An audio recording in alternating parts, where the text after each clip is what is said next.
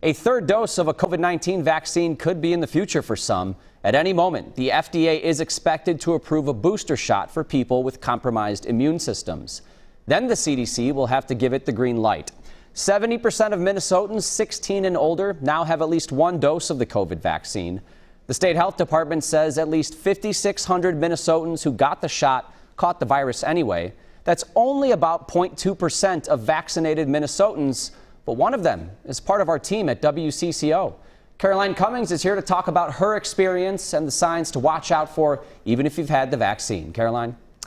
Hi, Jeff. Yeah, so a week and a half ago, I started feeling sick with a stuffy nose and I was sneezing a lot. At first, COVID wasn't even a thought that crossed my mind. I was fully vaccinated, but then I tested positive. I shared my story publicly on Twitter, hoping that someone who is unvaccinated might reconsider. I only had mild illness and now I'm feeling great. Experts say that's the whole point.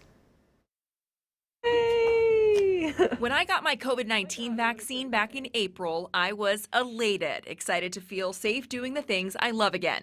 So when I tested positive, my heart sunk. But Minnesota Infectious Disease Director Chris Erzman says getting COVID like I did doesn't mean the vaccine isn't working. You weren't hospitalized and you're around to tell about it.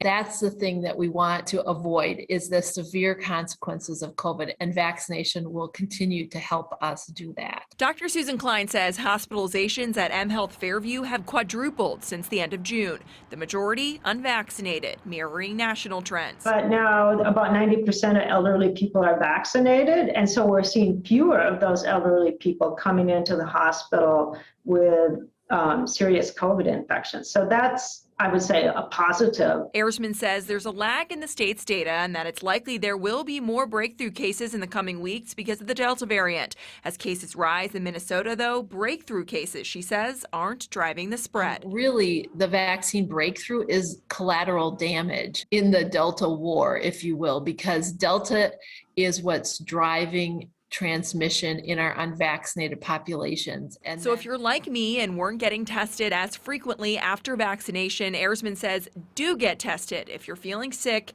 even if you have your shots. The hope is that in the majority of cases it won't be COVID, but it is important, given what we now know about Delta, that if they have symptoms, that they take them seriously.